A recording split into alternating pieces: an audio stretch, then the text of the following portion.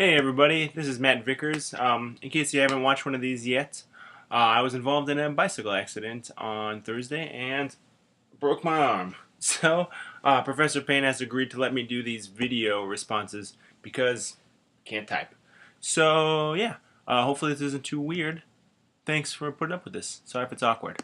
We're talking about the second question here. How is the American family defined by these readings? What are its key characteristics, motivations, desires? And I think one of the most important things that I noticed, especially in East of Eden, was hegemonic gender roles. So, for those of you who might not be familiar, it's kind of a gender studies thing. The concept of hegemony might need a little bit of explaining. The term hegemony designates the systems of hierarchy maintained by the predominant social group's ideology that comes to dominate other social groups.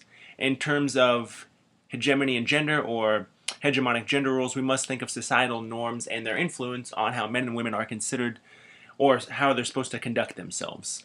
These nuances that dictate what we feel is appropriate for our society are, and at least some way, subtly developed by whichever social groups yield the majority of the power.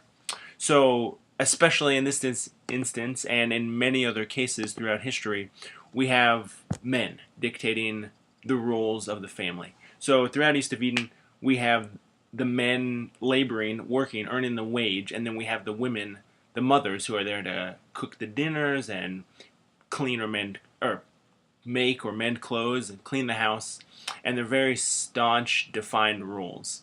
And so, although there are several other characteristics that vilify Kathy, one thing that I noticed was she is not one of those stereotypical mothers as presented in this book. She doesn't care about cleaning. She doesn't care about raising the family or cooking dinner. She doesn't care about any of those things.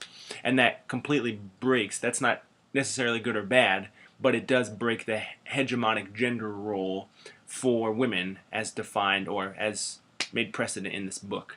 Another thing, obviously a motivation in East of Eden, as well as the poems by Paul Laurence Dunbar, was religion.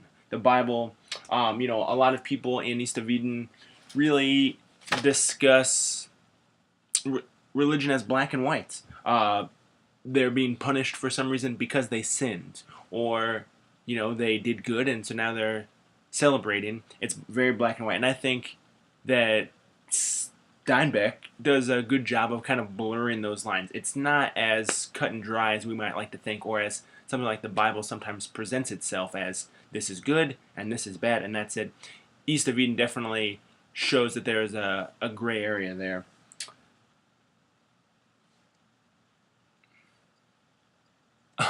I'm sorry. We also have race. I guess this isn't necessarily a motivation, but it is important to note as far as Americans in the readings that we've done.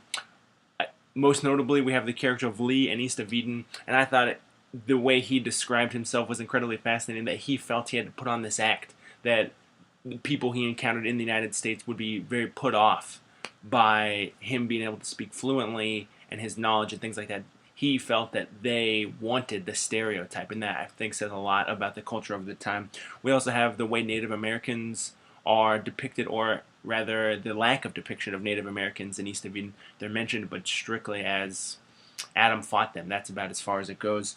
Obviously, race is also very influential in both of Paul Laurence Dunbar's poems as well.